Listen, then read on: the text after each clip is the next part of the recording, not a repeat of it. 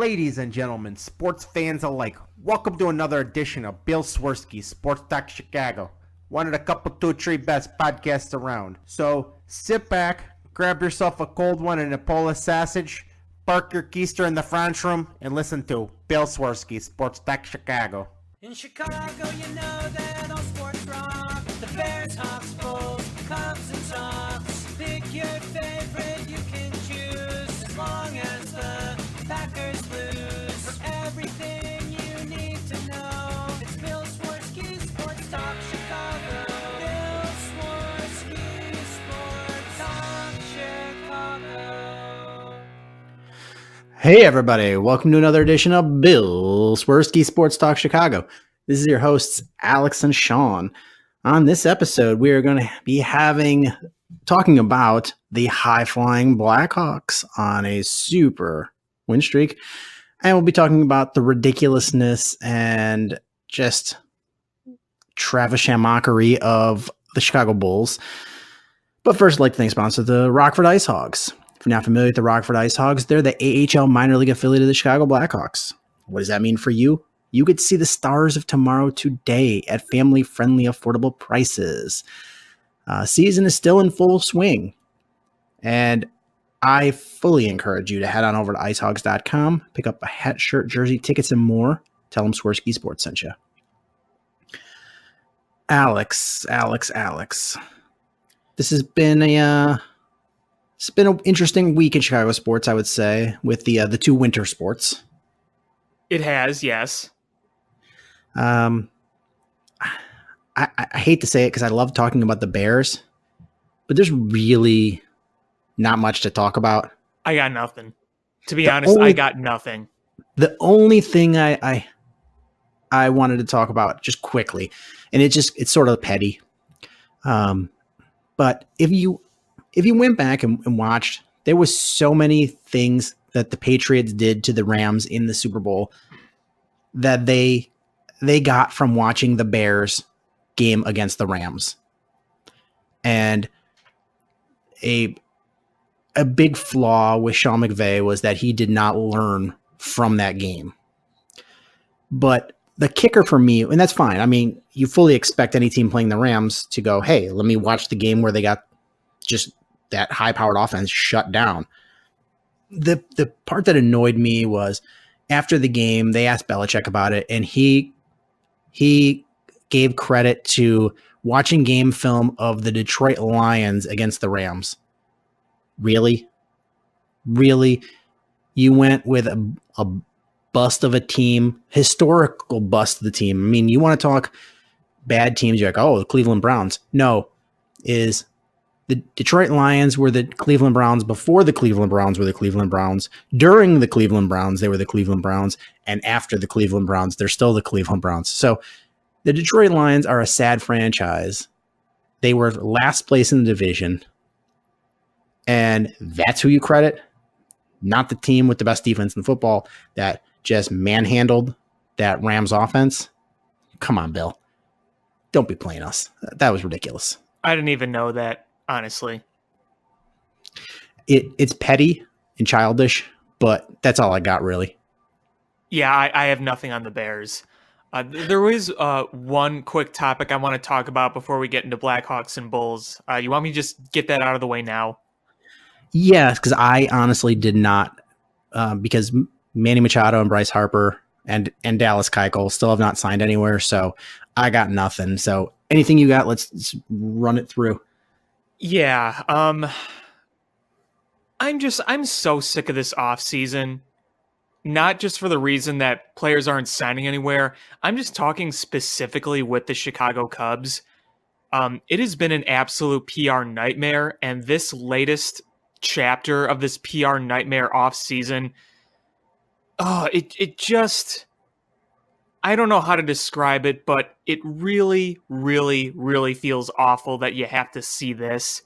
And you know what I'm talking about. I'm talking about the Joe Ricketts emails.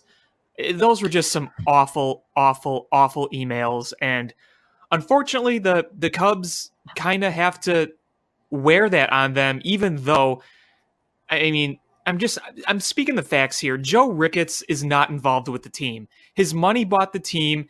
He's technically listed as an owner because of that, but Joe Ricketts is not involved with the team. He's not on the board of directors. He is never at the games. He's not with the day-to-day operations whatsoever, but still, because he's the patriarch of the Ricketts family, there's going to be some links in there. And it's a shame that this has to happen. And, I'm at least glad that Tom Ricketts is doing what he can to reach out to the Muslim community. He was in a meeting. It was either yesterday or the day before. I can't remember which, but, he attended a meeting with, I don't know what the group is called, but it's an Islamic group here in Chicago. So they talked for hours, and they're going to continue to work on this, but it's just another terrible chapter in this Cubs offseason that has really made this franchise go from looking like a top-notch organization to just looking very unlikable. And it pains me to say it as a fan, but I can't wait for spring training to start up again, and just hopefully no more PR garbage like this happens, because the Cubs that were once very likable aren't so likable right now. The sad part is that as we continue down the path of sports franchises being valued at astronomical sums of money, the Forbes valuation list just came out for the NBA, and the least valuable team in the NBA, I believe, was worth $1.4 billion. And I think the most valuable one was worth $4 billion. So would the Lakers be number one? What was the number one? I think it was the Knicks. Okay. Who was the least valuable? Yeah. Pelicans, maybe? That would make sense. I can't remember. Yeah, it was one of the smaller market teams. But the point I'm making is here that as we get into the point where less and less and less and less teams are owned by families, and more and more owned by mega rich people. And the issue is when these mega rich people tend to congregate on a certain part of the political spectrum where rhetoric like the anti-Muslim sentiment is projected, and that's we're going to see that, and it's really sad. I've loved the Cubs since as far back as I can remember. Some of my earliest memories are watching Cubs games in the summer on WGN, and not really even understanding the game, but just being so fascinated by it. And I finally got that coveted thing of the World Series, and then after that, there was the whole cloud of the trade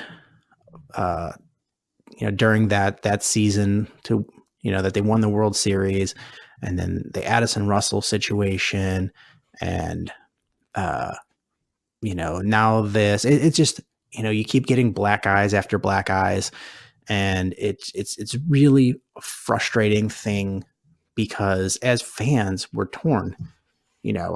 At what point do we stop separating the people involved from the entity that we love? This is how I look at it.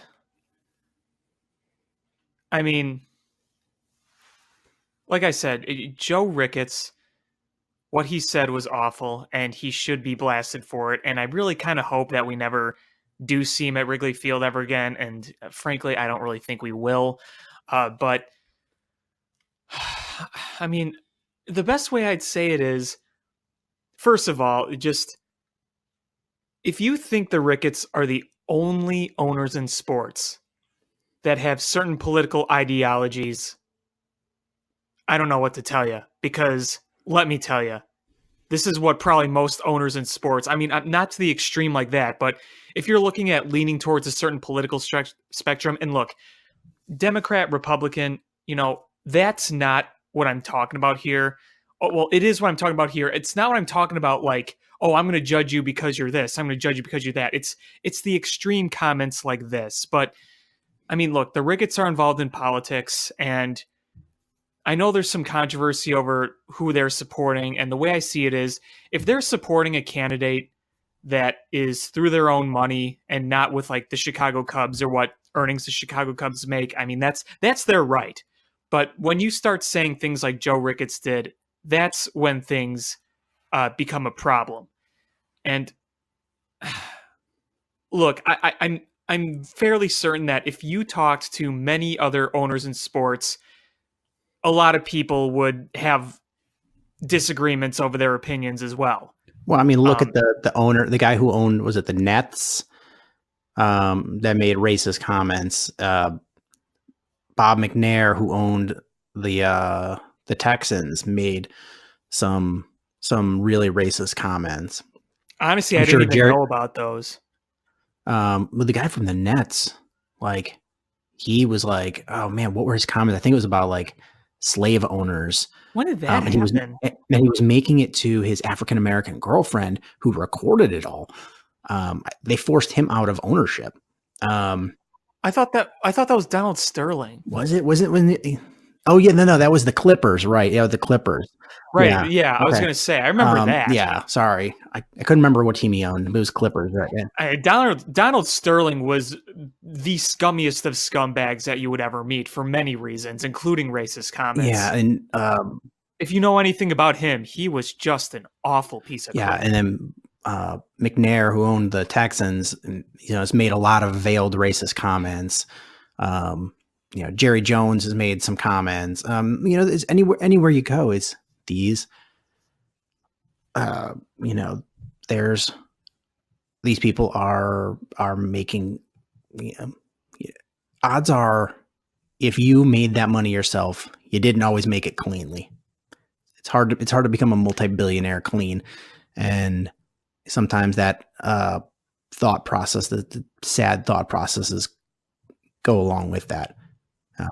And what's unfortunate is, as you think about this, to the point I was making, is that you can look at most sports franchises and many of these owners, and you're probably not going to like everything that goes on behind the scenes. I mean, it's not just the Ricketts, is what I'm trying to say. It's not an issue just here. It's unfortunately it's more universal around sports than we think. Yeah, what's the old saying is never look how the sausage is made. Yeah. I always thought it was hot dogs, but that's the same thing. Yeah, so it sucks, but it's the reality of sports. You're not going to have some, Mother Teresa, Mahatma Gandhi type person that's going to be your owner of your team. And Pope John Paul II is not going to suddenly become owner of the Cubs. It's so, you're left with, how, as a fan, do you balance the being a fan of this entity with, who's the owner and what are they doing? Who are the players and what are they doing? And I mean, even if you have an owner who's got an amazing track record and 99% of the players are great, and you've got one that's bad, how do you separate that? I don't really know the answer, and I struggle with that myself. And, at some point as a fan, do you have a line that you don't cross? It's hard. And it's different for everybody. So, what somebody does versus what somebody else does, I don't think could be compared, because people are in different situations and they react to these things differently. I mean, the one absolute fact is what Joe Ricketts did was beyond wrong, and it was terrible. I can at least say that Tom Ricketts is making an effort to undo the wrongs. It's never going to go away completely, but at least he's making an effort right off the bat. I mean, I don't know what Tom Ricketts thinks, in reality, but he is at least reaching out and meeting with the Muslim community, which I think, is a good step in the right direction. Tom Ricketts is the face of the franchise. He's the chairman. When you think of the owner, you think of Tom Ricketts. And then maybe Laura. I mean, you have Todd and Pete who are on the board, but they're involved with their politics more, where you think Tom and Laura are, you always see them at the ballpark. They're always there. So they're really the two faces. So if they can do some legit good, then I think that can benefit not only the fan base, but everyone in the sport, and, to help everyone feel welcome to be a fan of the team and the sport. So yeah, I think it's awful that this has to really reflect negatively on the Cubs. And, when he's the patriarch of the family, it's going to. But I will say that just keep, how do I say this? I can at least say that Joe Ricketts isn't a big part of that team. Yeah, I mean, and here's my thing is, it doesn't make it much better as being a Cubs fan. It really doesn't, but I read a comment it's something to point out regarding the situation, and somebody stupidly just wrote, "I don't care, I'm not Muslim. It doesn't impact me." And yeah, I'm not Muslim either, but I recognize that comment is wrong and hurtful and Exactly. racist. What's the famous poem? First they came for the socialists, and I did not speak out because I was not a socialist, et cetera, et cetera. And then they came for me, and there was no one left to speak for me.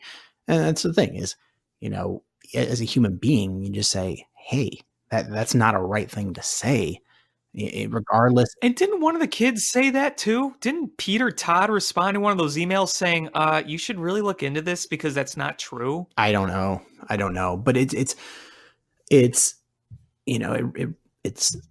like, sure, I'm not Muslim, and it's not my place to be offended or my place to, it's still wrong, but though. It's my place to say, hey, I recognize that that's hurtful.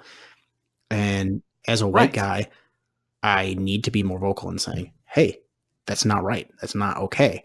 And that's what I'm doing here. It is not wrong, or it is wrong. It is not okay.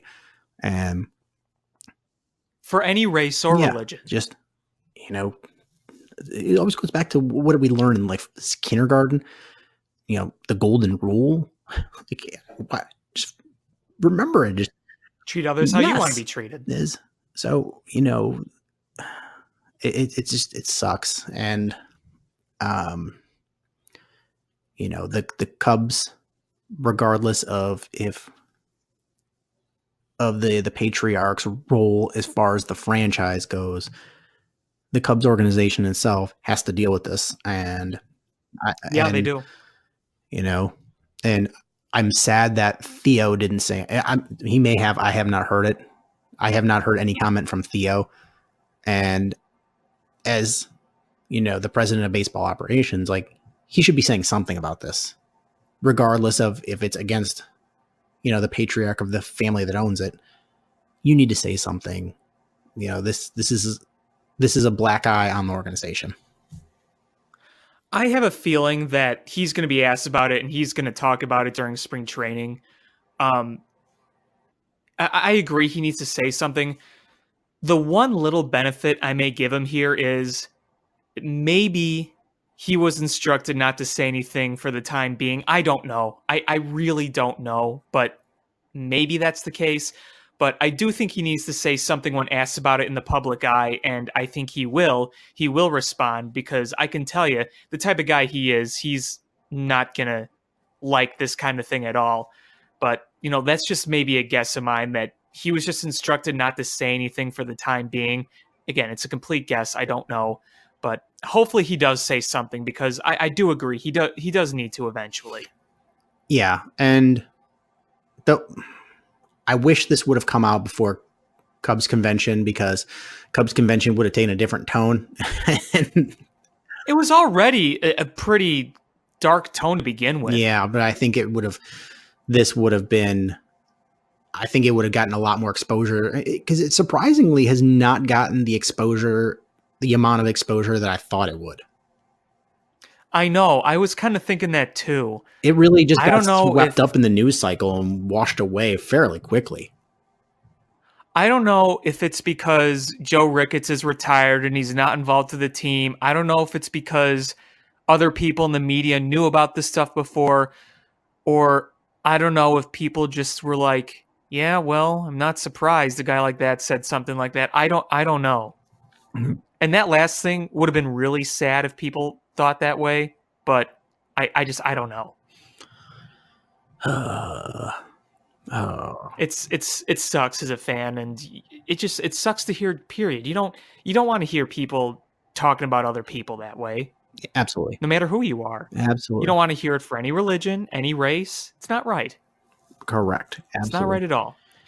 And people, if you are going, every fan of baseball should, call out an organization when things like that happen. What I don't like is when people just joyously take that opportunity to dunk on the Cubs. Be like, ha ha, look at them. Look at what jackasses they are. You're missing the point. You're missing the point. Everyone should be angry for those comments. Not to joyously dunk on the Cubs because you don't like them, because that completely misses the point. And that goes for any team. If, let's say, the owner of the Colorado Rockies said it, I would be mad at that person, but I'm not going to be like, oh yeah, what now, Rockies fans? Screw you. That's missing the point. Yeah, fully agree. Fully agree. And there's a place to you can totally rip on fans of another team. That's fair game. But when a situation like this, like, if you're the one that's being like, oh, Cubs fans, blah, blah, blah, look what you're doing. Do you honestly think that we agree with this as Cubs fans? That's the other thing. That exactly. Like, what do you think we all sit here and be like, well, Joe Ricketts said it. We all agree. We fall in line here. No, Or the assumption that we all support Addison Russell. yeah, we're all mad as hell. Yes. I don't know. And there was this one jackass Brewer fan trying to tell, oh, all Cubs fans suck. They're such losers. They all support Addison Russell. Tons of Cubs fans entered his mentions and said, look, no, that's not true. But he keeps saying, no, all you Cubs fans are full of crap. Yes, you do. It's like, no, you're missing the point. I mean, he can go listen to us talk about it on numerous episodes if he wants. Whatever. He's not worth arguing with. Brewers fans.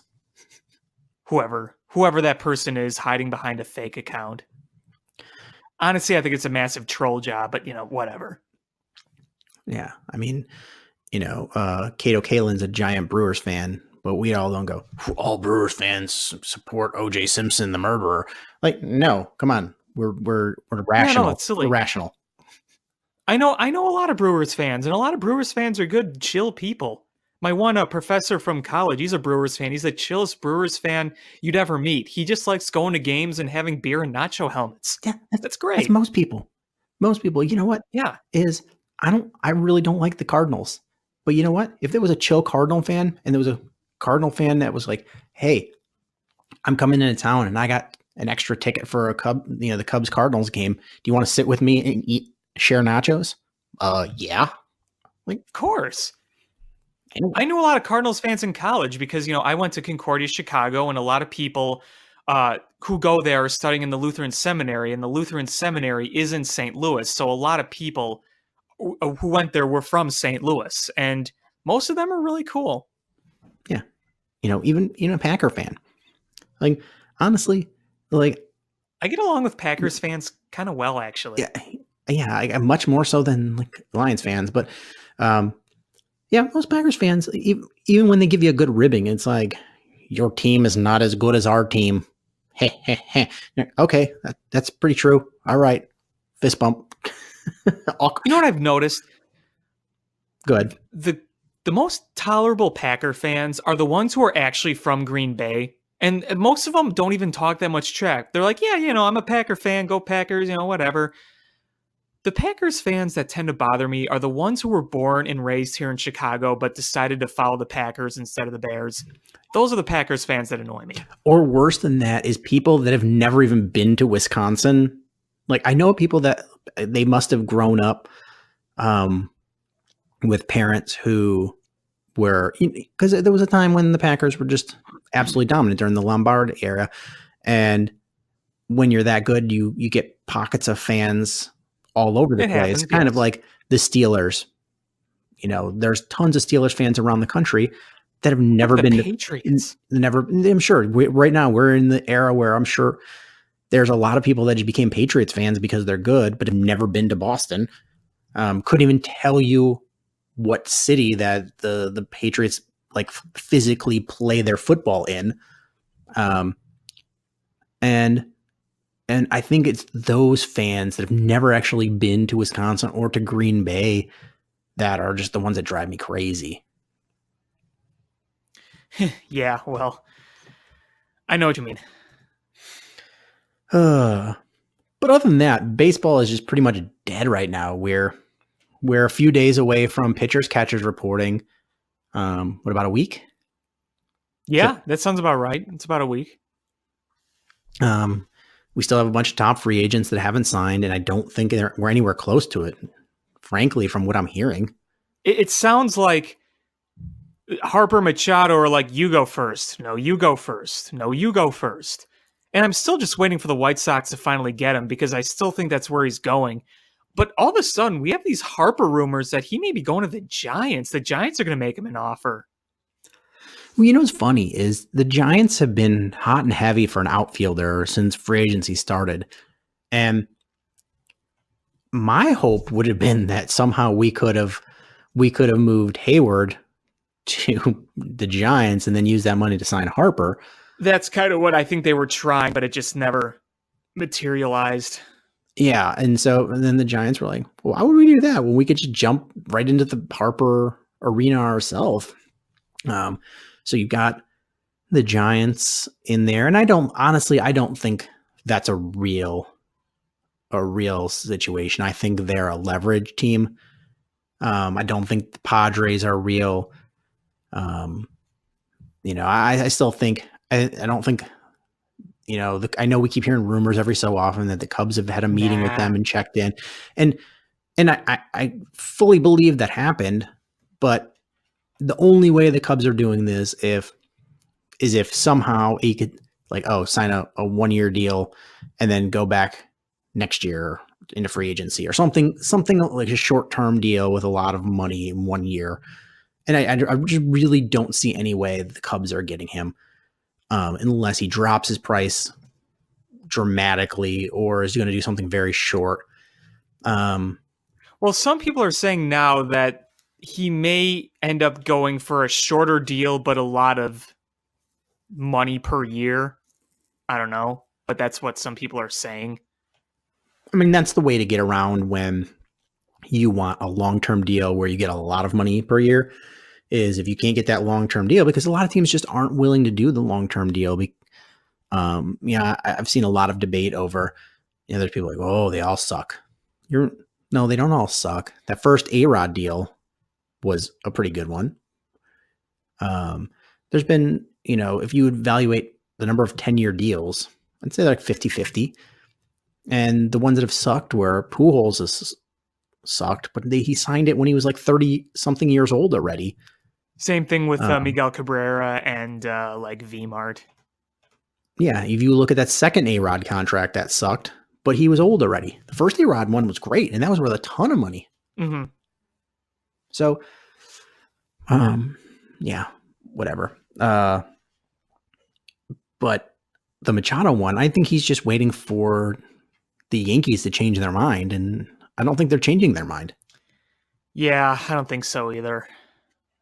I don't know. I'm so sick of it. It's a situation that something's got to come to a head, because you've got these super agents who are hell-bent on getting these astronomical sums of money for their players, which is what they're supposed to do.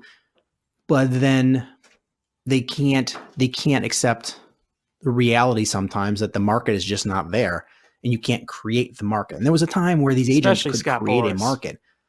And then that time is gone. You're not going to have teams bidding against themselves anymore. And these mystery team thing is there's the way the news media goes and how many leaks there are in different organizations. It's really hard to have the quote mystery team in 2019. And it's either fake or somebody already knows who it is. Yeah. It's, and you never know which one is true because White Sox Manny Machado rumors have all varied greatly, and it's like I don't know which one's true. They could all be wrong. Who knows? I'll be glad when they all sign. Me too. Me too. It's tired of hearing about it. There is some good Cubs news that did come out today. I'll just mention it really quick. I forgot to. Is Yu Darvish threw today, and he threw like 45 pitches, and it looks really good. Everyone said it looks really good. He feels really good. So, hopefully that's good news for the future. Fingers crossed. Yeah. That would be, if he could come out and look great, just imagine how good this rotation could be. Yeah, I mean, you look at that rotation just to their peaks, to each player's peaks. On paper, it's really good. Cole Hamels is a really good pitcher. John Lester is a really good pitcher. When Yu Darvish is on, he's almost impossible to hit. And you want the Jose Quintana that was on the south side for all those years. So if you get all that, you're in good shape. I mean, so Lester, until otherwise, proven, he is the ace. So you've got Lester. Hendricks has been fantastic. He's probably your best pitcher right now. Yeah. Quintana is, we haven't seen the best of him yet, but he's been a really good pitcher. Darvish, like you said, could be unhittable if he pitches to his potential, which means that Cole Hamels could be your number 5 starter. Yeah. Who would you put as your number 5 right now, if just looking at it? It's hard to say right now because I haven't seen what anyone looks like in spring training. But if I had to go right now, I would say Darvish is your number 5 just because of the injuries he had last year. Yeah, that's fair. That's fair. But if you tell me that he's going to be pretty healthy this year, if we could say that everyone's going to be pretty healthy this year, I'm going to go Lester's your opening day. Hendricks number 2.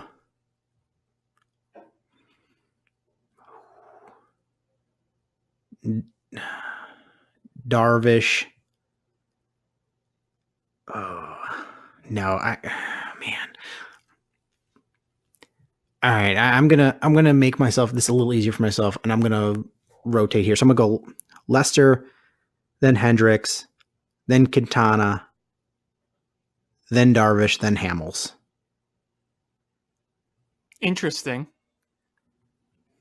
I mean, I definitely agree. Lester, Hendricks are your 1 and 2. I don't think there's really any dispute about that. I mean, you could dispute that Hendricks should be number 1, but as you said, until further notice, John Lester is the ace of the staff. And I mean, I don't think a lot of people would really disagree with that.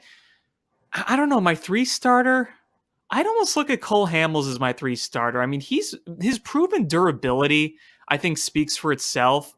Now, if Yu Darvish was fully healthy and fully functional last year and going to this year, I would put Yu Darvish there. But I think for right now, I'd put Cole Hamels there. I think right now, my 5 starter is either Darvish or Quintana. And I just went, I was like, it's hard to say at this point before pitchers and catchers report to spring training. So I'm like, I'm going to go lefty, righty.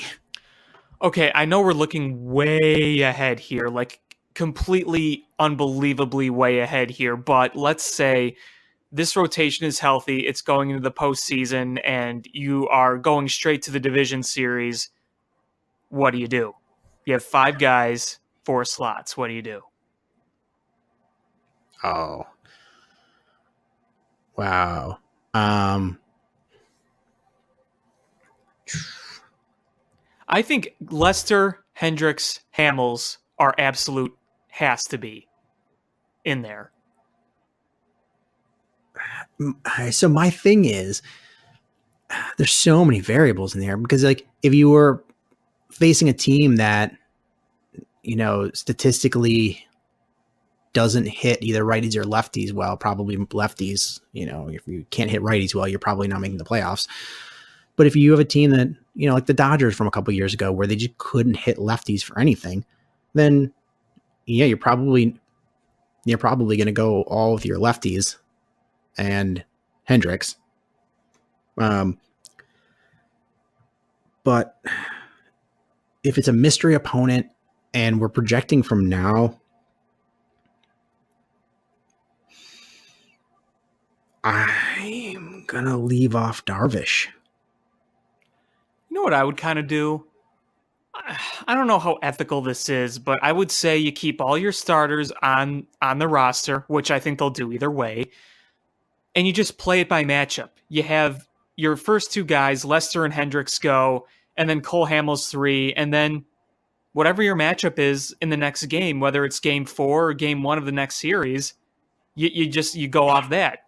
Would you want Quintana facing a bunch of lefties, or would you want Darvish in there? Or would you kind of do the thing where you more or less do what do they call those?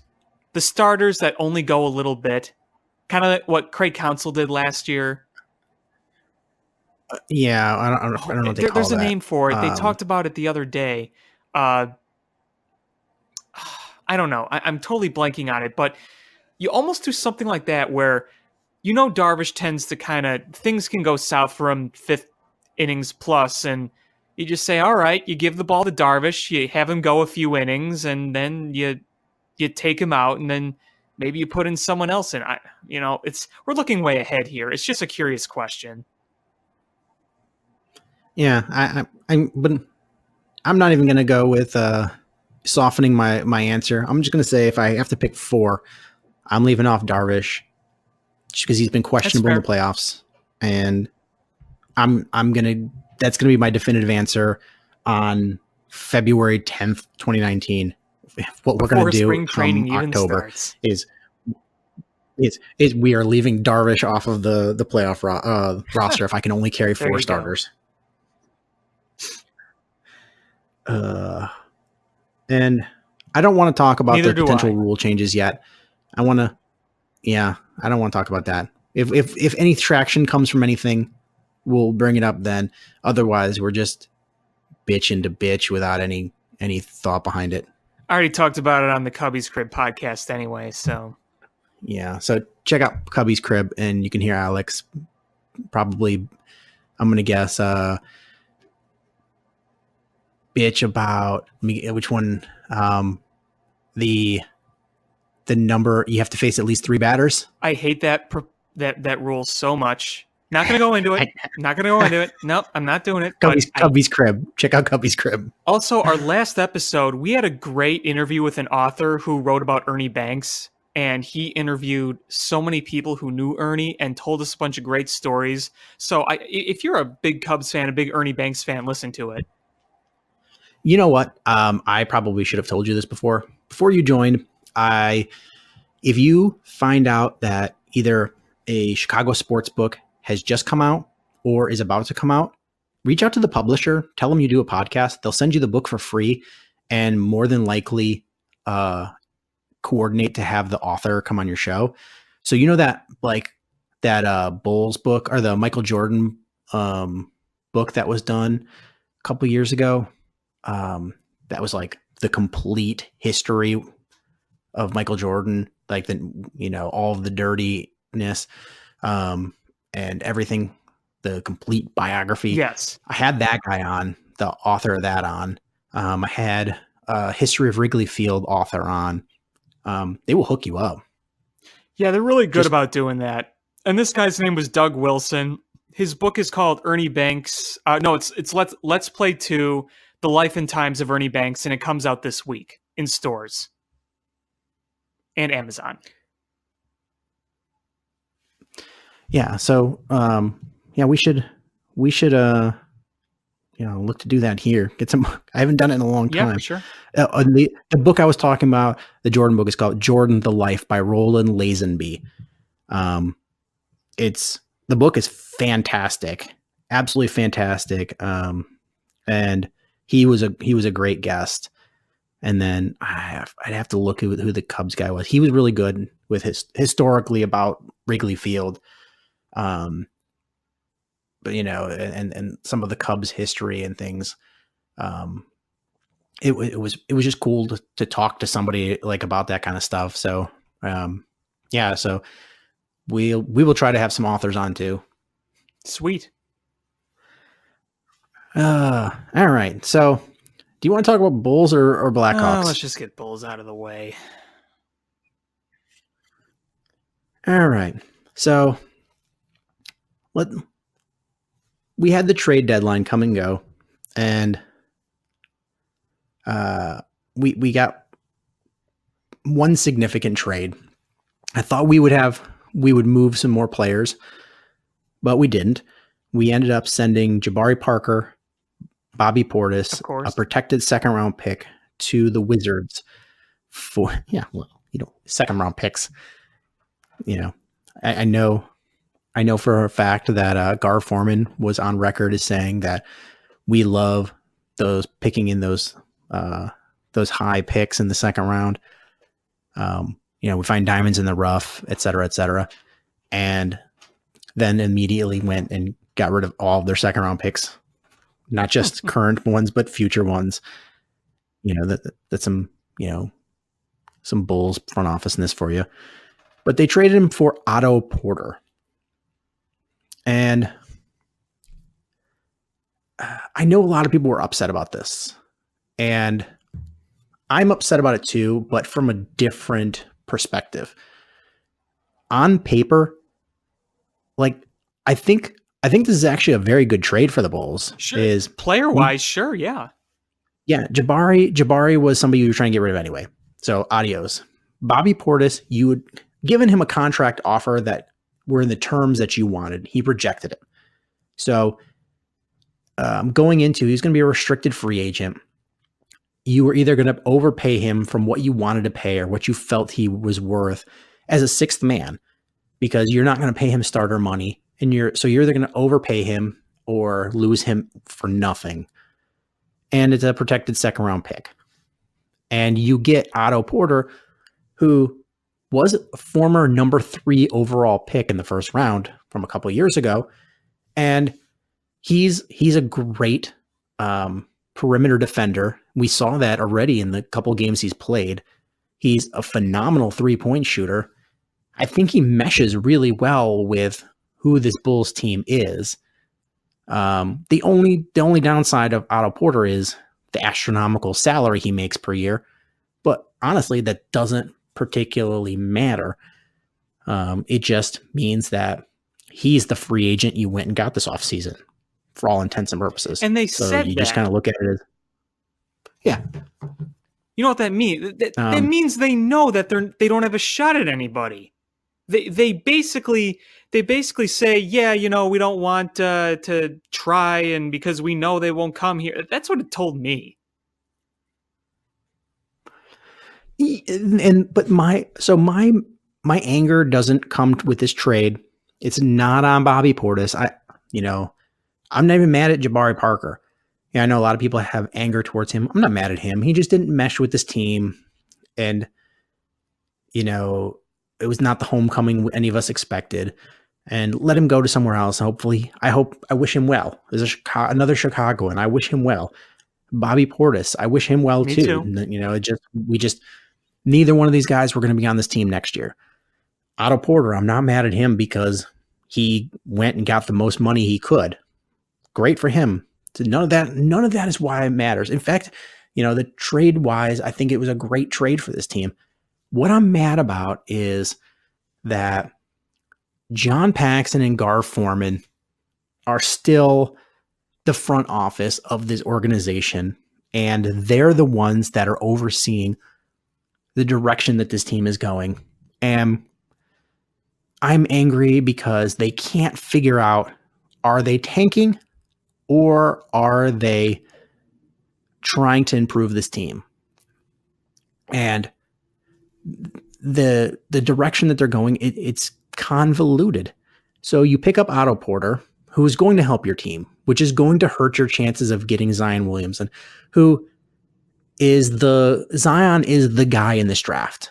In this draft, it is Zion, and then it is a couple of other guys who hopefully are good, but it's Zion. This draft is for Zion.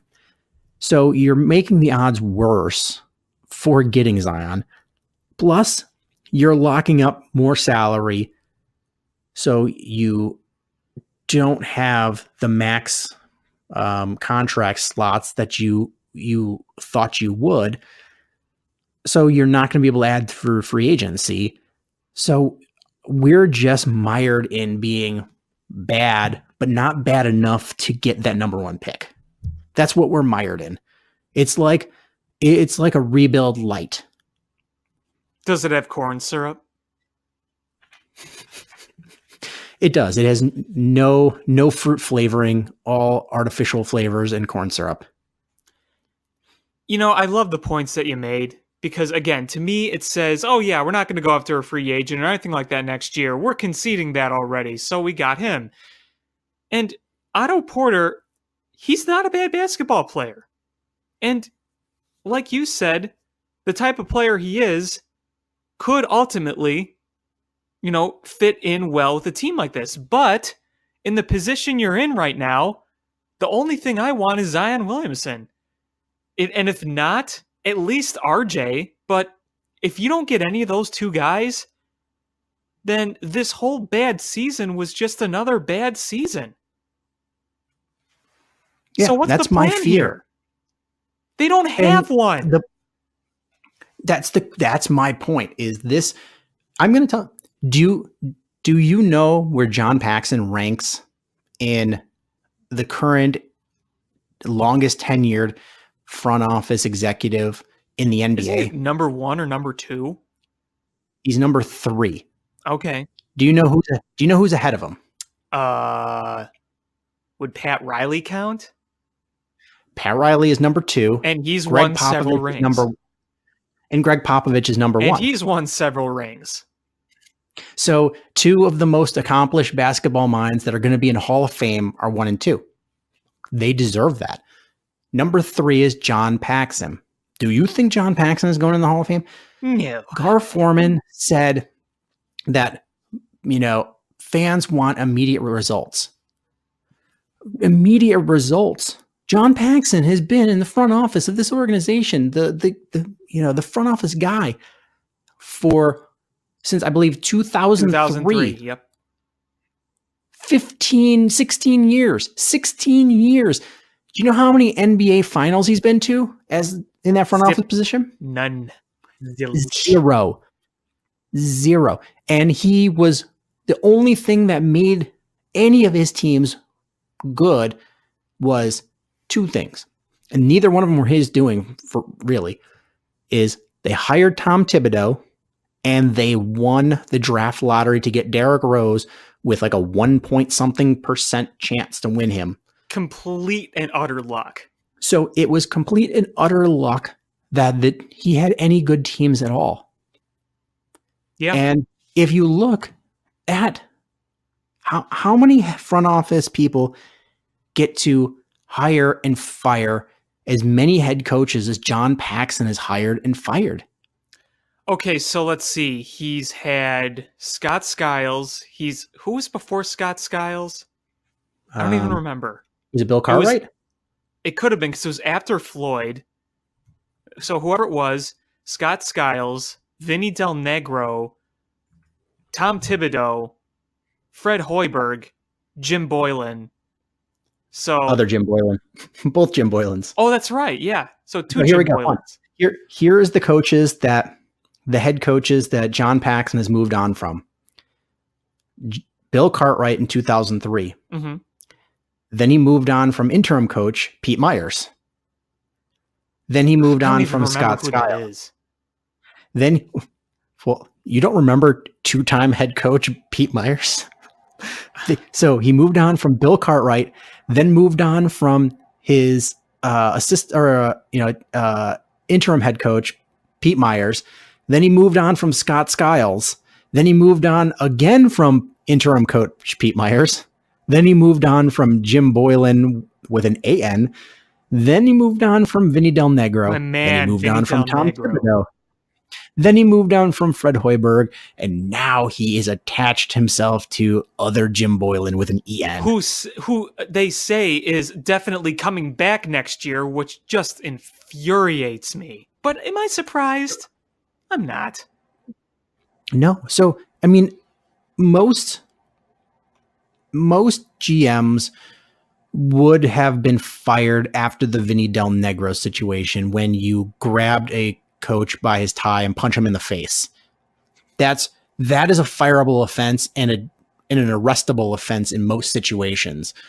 But in John Paxson's case, you get another decade in your job, at least decade, and continuing on after that.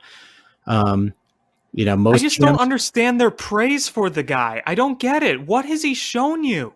I honest to goodness wish I had the opportunity to be at a presser where I could ask a question. And my question would be, John, what have you done that makes you, validates your job in this role for 16 years? Like, what have you accomplished? Well, we've gotten to an Eastern Conference Finals. We've been to the playoffs a number of years as 8th seeds and 7th seeds. This is a league where half the teams make the playoffs, and our team has been irrelevant for how many years now, and will continue to be irrelevant for the foreseeable future. Look at the Boston Celtics. Remember when they were really good and then they entered a period of futility and it looked like, hey, they may be bad for a while. And then you know what they did? They rebuilt. And they did it right.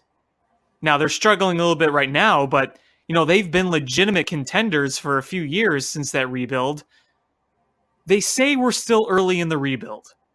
We traded Jimmy Butler in the summer of 2017. In a few months, that'll be 2 years.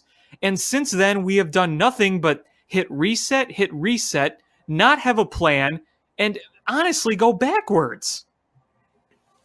Yeah. So we traded Jimmy Butler, which I'm all for, and I've been all for since before it was a reality. It was the right move. The trade has looked better and better since to a certain point. And then in the press conference where John Paxson and Gar Forman basically praised themselves and said the fans can suck it, is they put Chris Dunn on notice, and there's been flipping and flopping in as far as the reports go. Do they want to trade Levine? Do they not want to trade Levine? Did they want to sign him? Did they not want to sign him? So they don't know what they have there. And they basically need Lauri Markkanen to be a superstar. And the thing is, you don't have a good enough support system to foster that growth. John Paxson has created the worst culture in the NBA over the past decade and a half.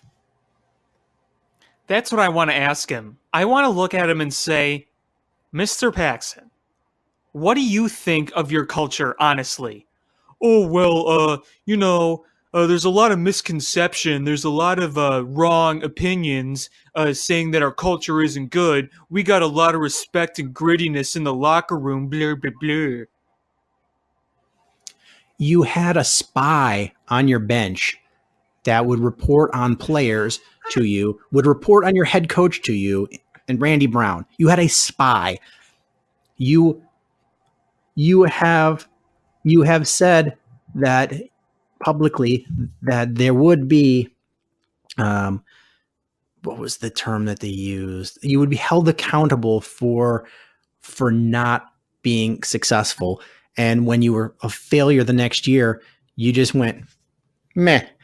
You said you were going to get younger and more athletic, and you signed Dwayne Wade. And Rajon Rondo. And Rajon Rondo. And I love Rajon Rondo. But they are not young or athletic. Compared to me, they're young and athletic.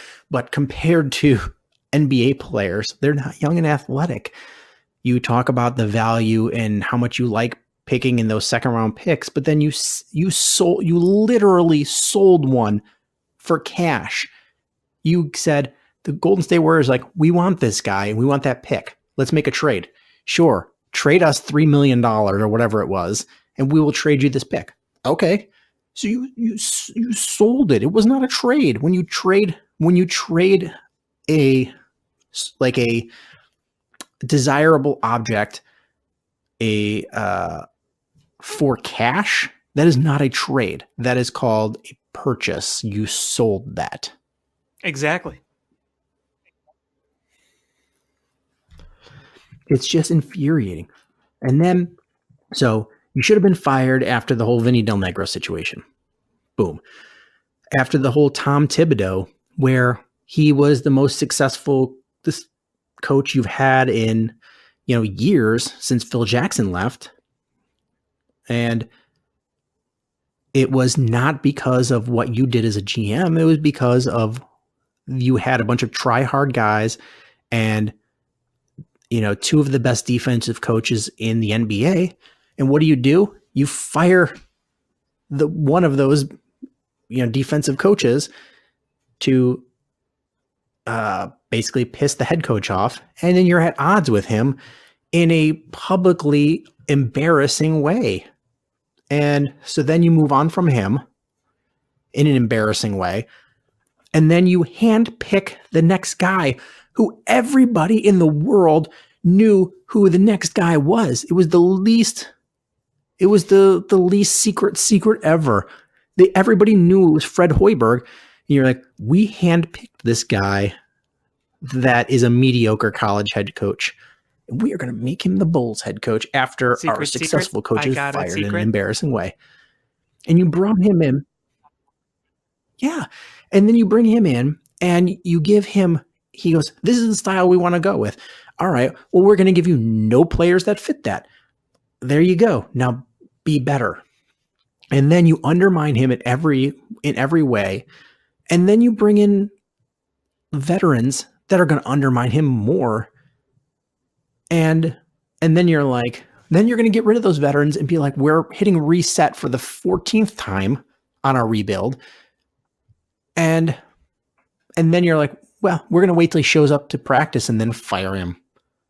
Like it's every level of embarrassment. John Paxson is an embarrassment as a general manager. And he has had at least 4 fireable moments. I mean, been fired 4 times over, and he's still the head of this organization. And it's incredibly sad. And we're at the point now where fans are going to start not showing up. That's where we're going to be. And I think maybe that's what it takes to get him fired, is when the fans say, yeah, no, it's not worth going. This is an embarrassment of a game, and I don't want to go. I don't want to watch this team. I don't. No, I mean, I really like watching Lauri Markkanen play. Zach LaVine is fun to watch as a scorer. It's about it. But I'm going to the game on Wednesday. I'm sorry. With my friend Gary. He's a season ticket holder, and he's not renewing his season tickets for next year. He's been the season ticket holder for as far back as I could. I mean, it's been a long time, and he's not renewing. You know what? People are going to stop buying tickets. The thing is there's so many season ticket holders that are businesses, and because going to a Bulls game, it's something like, taking clients and things to a Cubs game is fun and all, but a lot of those games are in the middle of the week, in daytime. They're not really conducive for taking clients. Plus, you never know if it's going to be rainy or cold or, blistering hot or, Right. it's hard to have an engagement with clients and such. Same thing with Bears tickets. People do have them, but there's so many games that are cold. So Bulls tickets are the prime ones for that because what the weather's going to be. It's indoors. And, basketball is a fun thing to go and take somebody to. Everybody's played basketball at some point. Not everybody's played football or baseball or hockey. Everybody's shot baskets before. Mhm. It's something that everybody enjoys. Nope. They may not enjoy the NBA, but they enjoyed shooting a basketball around. And, it's a fun thing to go to. And, the weather's going to be fine and it's going to be an enjoyable experience. So it's a lot of corporations have tickets. Eventually they're just going to be like, well, this is not fun because they just suck and they just continue to suck. And then, it's the tickets are expensive. People aren't going to go as much, regular people, corporations aren't going to renew the season tickets like they did. You're going to get to the point where you start dropping in attendance and hopefully then finally John Paxson gets fired. He will never get another front office job either. Oh, no. No. Not at all. So frustrating. If there was a legitimate plan with a whole new scheme, I'd be still watching games. But the way this has gone, why should I watch? Why do I want to watch this? I have no desire to watch Bulls games anymore. It's really hard.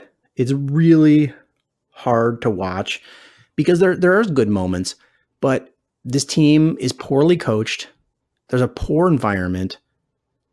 You have a young scorer that's from your town that comes here and just like, he was so excited to come here and he was going to do all these things for the community. And it was just been a miserable experience from him and he couldn't wait to be gone. You have one of the top 5 players in the NBA who's from your town that said, no, I'm not going to be traded to the Bulls. Nope. I'll be traded to the city, not my hometown. Yep. That's the environment you've created where no superstars will come here, where nobody from the city wants to come back here. And if they do, they don't stay. So Dwayne Wade from Robbins, suburban Chicago, came here, miserable experience, could not wait to be gone. Jabari Parker from the city, a lifelong Bulls fan, comes back, can't wait to be gone. Anthony Davis from here goes, I don't want to be there. Like, how embarrassing is that? It's not good. It's not good at all. Caldwell Pope doesn't even want to come here, and he's an average player at best. What does that tell you? It's absolutely embarrassing. I just don't know what else to say about it. The one bright spot is that Lauri Markkanen looks legit. I mean, if you go back and you look at the other players that were drafted in that draft, he's better than anybody else that was drafted ahead of him. I mean, Markelle Fultz has been a bust. Lonzo Ball is, he's had his moments, but he's not a superstar. Lauri Markkanen is starting to come in his own, and you're watching him, and he's starting to take control and show that he's the alpha. Zach LaVine might put up some gaudy numbers offensively, but Lauri Markkanen is the superstar on this team, and it's nice to see him start to take the steps. It just sucks that John Paxson and Jim Boylan are going to be the ones fostering his growth. Yep. It really is. You want to move on to the Blackhawks? Yeah, why don't we? All right, we can wrap this up with a little Blackhawks talk. So the Blackhawks today ran their winning streak to 7 games in a row. The crazy part about this, to kind of put into context of how good a 7-game winning streak is for this particular team, is that we're approximately 70% of the season completed. So we're 7/10 of the season done. And the 7 wins that we got in a row are 44% of the win total we had heading into this streak. So almost half of the Yikes. win. Yeah, we had almost half as many wins as we did in the first, 2/3 of the season than we did in the 7-game streak. That's crazy. absolutely incredible. Yeah. I started just looking at, so when Jeremy Colleton took over as the Blackhawks head coach, replacing Joel Quenneville, it was his first game was loss number 6 in an 8-game losing streak. That was in November, wasn't it? So November 8th. So it was loss number 6 in an 8-game losing streak. And since Jeremy Colleton took over, and this was an abysmal Blackhawks team until that point. Oh yeah, it was an absolute disaster. I mean, can we agree that this was just a rudderless ship? So since Colleton has taken over as head coach, the Blackhawks are 17, 18, and 6, which is not a great record, but that's an average record. It's a respectable record. And since that 6-3 win over the Pittsburgh Penguins in December, remember that win? So since that 6-3 win, the Blackhawks are 13, 6, and 4. And so that was a big turning point for them, because they've just gotten so much better since then. And I started going through, and I was like, what was another pivotal game? And I was like, oh, this 8-5 win over Washington. And I was like, that was a big one. And then I started going through, I was like, oh, wait, that was the beginning of this 7-game winning streak. They have not lost since then.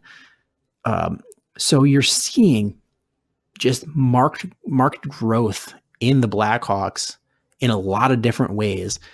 And what we were seeing prior to Colleton as the head coach is the Blackhawks, unless they were absolutely playing their best, they lost. If there was a way to find a way to lose, they found it. If they were not playing their best, they could not overcome anything to win.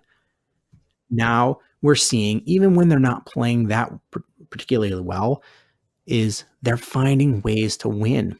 And you've got your superstars playing well. Offensively, you're dominant. There's a lot of things, and we'll go talk about that in a little bit, but there's a lot of aspects of this team that are still not good. But overall, this team is playing incredibly well. It is. I think that you're at least seeing the chemistry come together. Look at the power play. The power play has done a complete 180. It was like absolute bottom of the barrel to now actually playing really dang well. Even in power plays they're not scoring, they're looking so much better. So that's a huge bonus right there. Cam Ward has turned a switch on. He should have been number 1 start today against Detroit because he was absolutely phenomenal. But, you're getting better goaltender play, and you're seeing some of the depth step up. Look at Cahoon and Stromey. They are playing so well right now. They're doing all the little things, and they're even scoring too. I mean, Cahoon had 2 goals against the Red Wings, so you're seeing things mesh a little better. Yeah, so I mean, I still don't think the defense is very good. Defense is still bad. It's still. I mean, look at the game against Detroit today. The over 40 shots, and in that, from I'd say midway through the second onward, so the second half of the game, Detroit was just dominating, and they were getting chance after chance after chance, and Ward was making big save after big save. The defense just still does not look great, but many other aspects of their game is looking really dang good. Yeah, in today's win, you had Cahun got 2 goals and an assist. Dylan Strome had a goal and 2 assists. Kane had a goal and assist. Taves had a goal and an assist. And Cam Ward had 43 saves. So you saw some big time plays coming from some of your guys. And since this streak, the 7-game winning streak, there have been 5 players in the NHL that have at least 11 points. And 4 of the 5 are Blackhawks. So it's Kane, Taves, DeBrincat, Strome, and Sebastian Aho from the Hurricanes. That is your 5. Not a bad list. But here's the thing. We had John McDonough say to the effect that he wanted the Blackhawks to make a run for the playoffs the other day. My concern here, and you may disagree, my concern is I'm all for making a run for the playoffs. But 2 things. I guess 3 things. One is we can't deny reality. And I'll get to that in a second. 2 is I don't want to hurt the future for a short-sighted run this year. And 3, I don't want to be buyers at the trade deadline in order to do this. And when I said the first part where I said, reality is, if you look, the conference is fairly weak. We are still in the division. The Blackhawks are they're tied for last place in the Central right now. Last place in the division.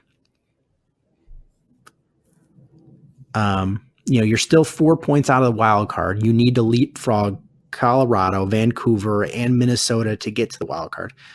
So, yeah, it's fun to be on this win streak, and I'm excited. There's a lot of good things you're seeing. But I really hope that this front office doesn't say, hey, we're going to go all in and to make the playoffs. This isn't like one of those years where you're like, okay, we've still got the core and we're going to try to Band-Aid this to get a Stanley Cup run. This isn't a Stanley Cup Finals team. This is a team that was bottom barrel, that is starting to play well, but there's still a lot of holes in this team that you can't patch up, on the fly. So I want to watch these games and be excited and be happy. And I would love to see a playoff berth, but I don't want to do it at the expense of next year, the year after that. I'm with you there. I want them to stick to a plan. If their plan was to sell for the future, I mean, obviously not a fire sale or anything, but, sell a piece here or there and not buy anything, I want them to stick to that plan. That's what I want them to do. You look at the odds right now for the playoffs. Right now I'm looking at sportsclubstats.com. So basically, for them to definitely make the playoffs, they would have to go at least 19-4-3 for them to have a pretty respectable chance. And by respectable, I mean like at least 70-80%, so around there, because the chances are better than not, but they're not certain. For that, they have to go 16-7-3 or 17-7-2. So they still have to play pretty flawless throughout the rest of the way, because there are 62 games left, and right there, that's a lot of hockey still left, but you have to win most of those games. Now I think they played 56, and there's 82 games, so we're like 28 games left. I thought it was 26. 26. I think you said 62. Okay, I read that backwards. I'm sorry. 26. 26. Yeah, it's 26. 26. Yeah. I'm sorry. So you're right. There's the less than a third of the season left. So there's still a solid amount of hockey left, but they have to outplay a lot of teams. Yeah. You have to outplay Vancouver. You have to outplay Minnesota. You have to outplay the Colorado Avalanche. Colorado. And you still have to outplay Arizona. Yeah, that was my exact point I was going to make is, Edmonton, Arizona, they're only 2 points behind you. So you've got to outplay those teams as well. I mean, you're 4 points. You're closer to being dead last in the conference than you are to be in the playoffs. So I guess you're the same points. So you're 4 points from being the worst record in the conference, and you're 4 points from being the wild card. It's crazy. Spot. So, don't over evaluate where you are. You still have to play really well. And there's a lot of, mediocre to bad teams that are lumped in there together. So the teams that are, there's just, you've got Winnipeg, Nashville, Calgary, and San Jose are good. Vegas is pretty good.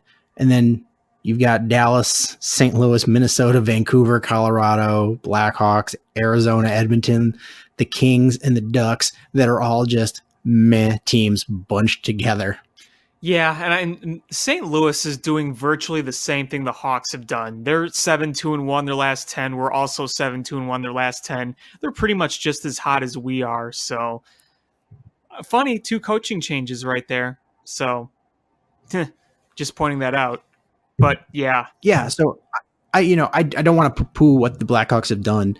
It makes you excited for the future because and this is my point is I've said this for about a year and a half now, is Joel Quenneville is a Hall of Fame head coach, one of the best ever, but at some point the message stops working and he is a very rigid coach that is not going to change his system for anything. And the message stopped being responded to. You had your top guys were not playing like top guys. You were not developing young guys, and it was just time for a scenery change. It was not that Quenneville's a bad coach at all, and it's not that anybody was upset with him or what he'd done with the Blackhawks. It was just time to make a change, and Jeremy Colleton's bringing in a new message, and it's looking like that message is being received. You've seen, he's made priorities in what he wants to improve on with the Blackhawks, and the things that he's decided on first that were going to be improved on, those things are being improved on. So that's all you can really ask for is you're seeing young players look better. You're seeing the power play look better. You're seeing the stars look better. The offensive production looking better. Your goaltending is playing better. It's the big Achilles heel is your defense. And, what goes with that is the penalty kill. So you're seeing. And that's not going to magically get better by the season. No, and that's not going to magically get better at all. That's going to get better by, burying your old slow players down on the depth chart as far as the, instead of making your top pair, find a way to make them, your second pair or your third pair and get better players on top of them, cut at their minutes. And that's how you get better. And they've addressed that, but it's not going to be for this season, maybe not even for next season. They've drafted guys, and you're going to see those guys start to move their way up into the ranks. Joka Harju, we like him. We see why he was picked high, and he's going to be good. The Blackhawks seem high on Gustafson. They've got a couple of other high draft picks that are coming down the pipe that seem to be coming sooner rather than later. So it's just going to be that waiting game. They've got a little bit of cap room, and might have a little more next year. And maybe they try to pry a defenseman away from somebody, or, out of free agency. I don't know. I haven't looked at free agency yet, but that's the things they're going to have to do. They've already got a high potent offense right now, and they've got good goaltending. It's if they want to take that next step to be a cup contender again, they have to fix that defense. The other thing is, we're talking about how good the goaltending's been, and we give it credit. It's been much better, but it's still not at the level you'd want if you're trying to make a cup run.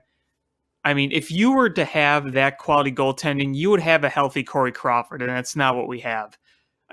Cam Ward, give him all the credit in the world for how he's played recently, but do you really trust him at his age doing that in the playoffs? And do you really expect an unexperienced Colin Delia to? It can happen, but would you trust an inexperienced Colin Delia in the playoffs right now?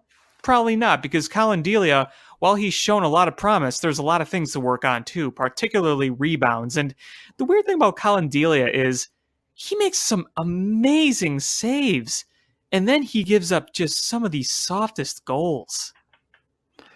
Yeah, that's a sign of a young goaltender. It's a young goaltender, and both of these goaltenders, and I give them a lot of credit, but you're right. It's not been perfect, and it hasn't been Corey Crawford at his peak.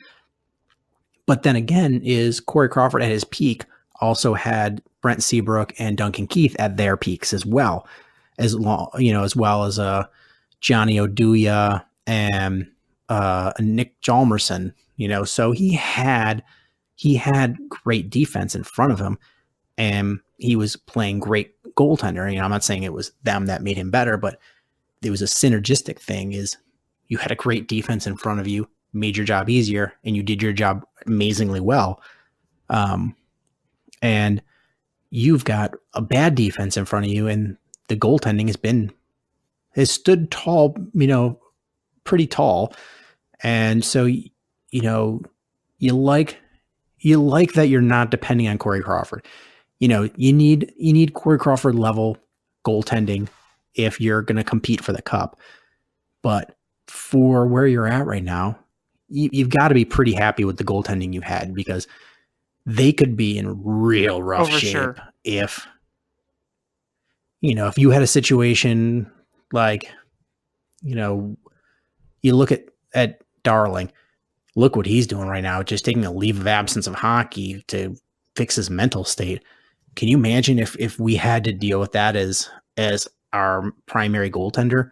And not to belittle anything or take it away from him, but if that's who you're relying on and that's the situation that he's in, you're in real trouble. If it was Crawford and Darling, with Crawford's injury and Darling dealing with his own issues, you'd be in big trouble. At least you've had Ward and Delia step up and put you in a position to win hockey Absolutely. games. But speaking of Corey Crawford, he practiced for the first time in a long time. And I don't know what else to say there. We've heard, but he has no timetable for return. Yeah, he's practiced. That's great, but when's he actually coming back? Nobody knows. Honestly, I might be alone in this. I wish Corey Crawford would retire, and it has nothing to do.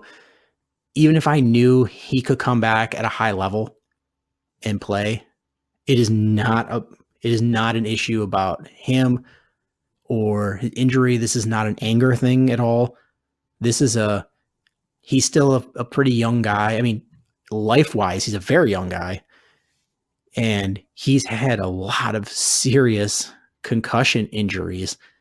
I don't want that guy to have to deal with lifelong concussion issues for the rest of his life that are going to impact him. because he wanted it. The thought of him facing hard shots after what he's already had just gives me the shivers. Yeah, it is. It is for his and his family's benefit. As I wish he would just hang it up. And I don't have any insight into the his medical charts or exactly where he's at medically, but we were all worried after how long he was out last time and how little details there were and how vague it all was and how confusing the situation was. And the minute he got his head banged and went, like it didn't look like a fun hit to take. The one where he got re-injured, it didn't look that bad. To me. I don't know. I'm not a doctor. No, not like, but the hit he took, I'm just saying is, I feel like if that would have happened to me, I would have been able to get up because I don't have an injured, injury in my brain. Oh, I see what you're saying. It just okay. Like the actual impact didn't look that scary. Like it looked like one you most of the time you'd be like, oh, he's getting right back up. And the fact that when that happened, he didn't, and he's been out this long, makes you think that his brain is not fully healed. And that makes me scared for a actual vicious shot or a puck going and hit him in the mask. That's what scares me. Yeah, no, I'm right there with you. And, so I love Corey Crawford, and he's going to be one of my all-time favorite hockey players of all time. But me too. I just, after all of the concussion and brain injuries issues that we're learning more and more about, I don't want to see this guy have to spend the rest of his life, dealing with it. If you look, I don't know if you follow Carcillo at all on Twitter. I do. He talks a lot about how he's suffering from, injury or, concussion issues and brain injuries. And, he'll talk about his experiences, and, not everybody will have the same effects and not everybody will have the same degree of effects. But, you look at what could happen is, look at, different sport, but same brain injury issue is Dave Duerson, Eric Kramer, Junior Seau. Those all ended really tragically. And I mean, Eric Kramer's not ended, but the culmination was really sad. And then, in hockey, you've had a lot of guys, turn to substance abuse issues, just had a lot of issues that stemmed from brain injuries. And I don't want that for anybody, but I really don't want it for Corey Crawford. I don't either. I don't want to see any awful long-term things happen to him. I'm a huge fan of his, and it's hard to see when someone has to go through that. I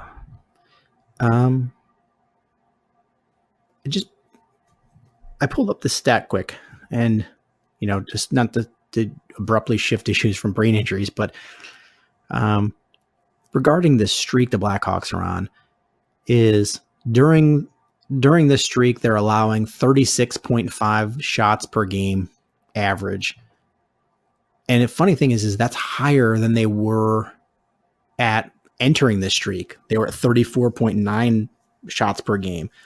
So on this win streak, they're allowing more shots on goal than they were prior to that, which is kind of ridiculous. It is kind of ridiculous. It's funny if you look at like Statniks in the NHL. There are so many stats that show you how many good things there are in this win streak, and over the last 2 months. But there's also some really awful statistics that show that this is not sustainable, and this is still not a great team.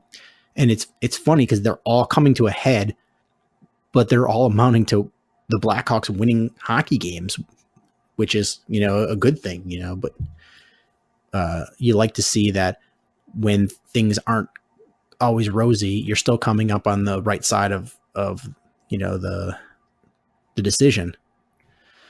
Well, that's kind of one of the other things I was saying is, I mean, you look at the way Taze and Kane are playing out of their minds, they're going to hit a cold streak. No matter how good or bad you are, you're going to have cold streaks.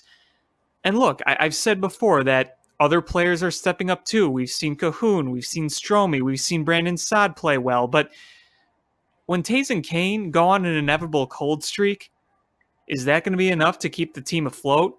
I mean, you look at the defense is really bad, but every other aspect is playing so well, it's winning games. Eventually one of those is going to fizzle out for a little bit. That's just the nature of the game.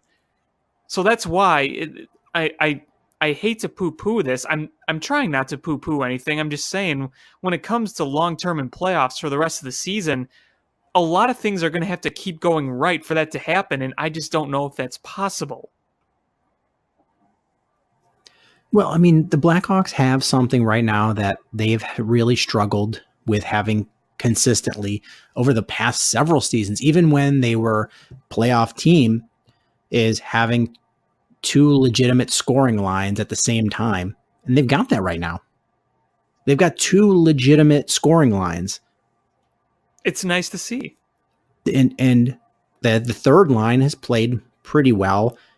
So, I mean, you've got two legitimate scoring lines that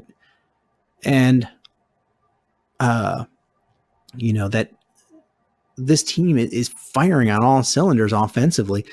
It's just trying to figure out the defensive component. And, even during the streak, it's amazing. Their penalty kill has been terrible during this winning streak. It has. If during the streak, the 7-game winning streak, they're in the bottom portion of the league as far as penalty kill percent. Just if you isolate They're it, 31st overall. yeah, but even if you isolate it just in this seven game win streak, they're still in the 20 somethings in penalty kills. So like they're a bad penalty kill team, and they're giving up, lots of power play goals. They are giving up lots of shots on goal, and they're still coming out ahead. It just, it's kind of hilarious. If this would have been during the cup eras, I would have been livid and throwing things and, probably crying into my pillow. But the fact that I know where this team is and I have realistic expectations, I go, you know what? At least they're winning the games. Right. And one other funny stat I want to, it's one of those stats that don't really mean anything, but they're fun to hear. Matt Nagy and Jeremy Culleton are combined 3-0 versus Detroit. Huh, that's funny. Yeah, that's true. 2-0 against the Lions, 1-0 against the Red Wings, and we play the Red Wings again coming up really soon. Yeah, so that's a nice stat. I'm looking ahead at the rest of the Blackhawks schedule because I think obviously that's going to be a big factor of the way things end this season. So you got to go to Boston on Tuesday. Then you're home against the Devils, who are bad. The Blue Jackets, who right now are not doing very well, and Ottawa, who's the worst team in the league. Then you go to Detroit. If you want a shot, I think you got to take points in 4 or 5 of those. And then you have the Avalanche right after Detroit, so I think you got to beat them. You got to take that one. So, I mean, look, Boston is going to be the hardest one on this schedule, but you got to take 2 at home against the Devils, against the Blue Jackets, against the Senators, and against Colorado. Yeah, you've got the Kings coming up. That's one you've got to take. The Ducks, you've got to take that. Yeah, because the Ducks are the 27th. That's the last game of the month. And then you have the Kings right after that. Yeah, because that last stretch there, Ooh. I mean, you get Colorado, Arizona, the Kings, but then you've got Sharks, St. Louis, Nashville to finish up the season. There's some tough games in there.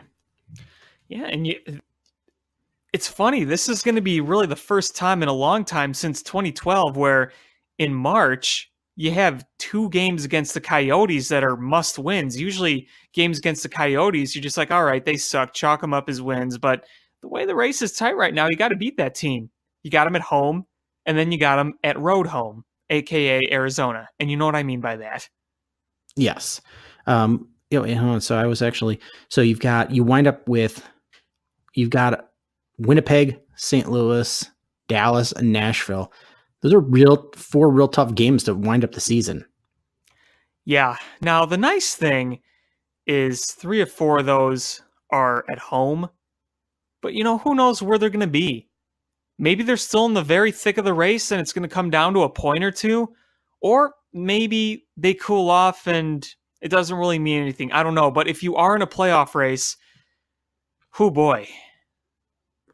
Honestly, is look at where the standings are now through almost 3/4 of the season.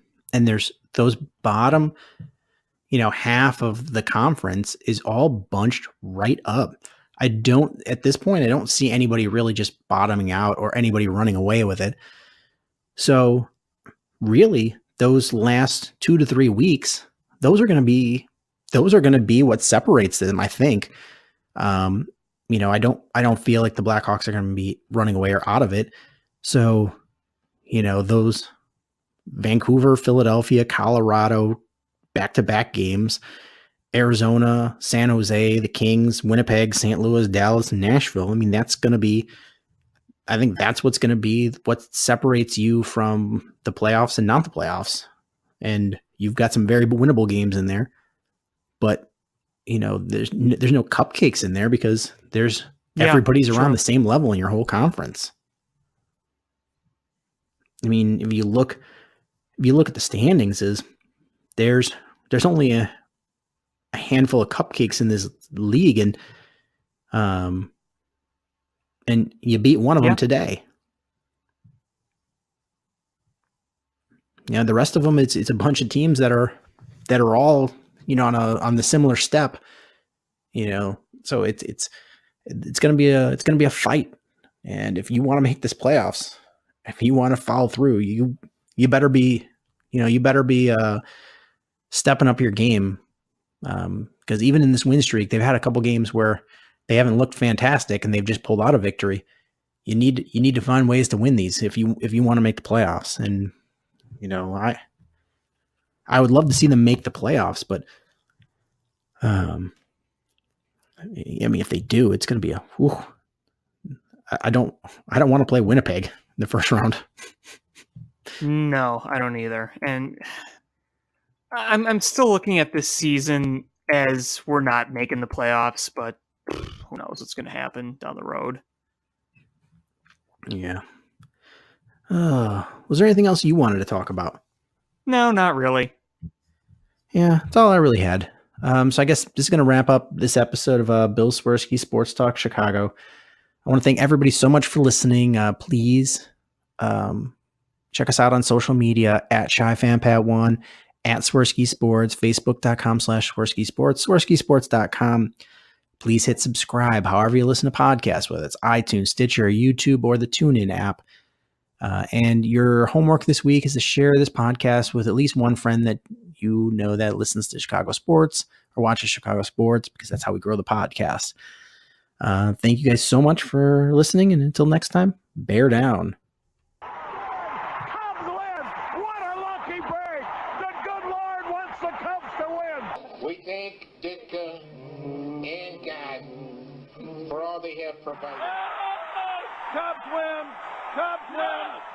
Cubs win! Oh, I don't want her. You can have her. She's a Packer fan. She can't fit in my van. And she looks like number New Yorkers. Smoking crack is not legal on planes.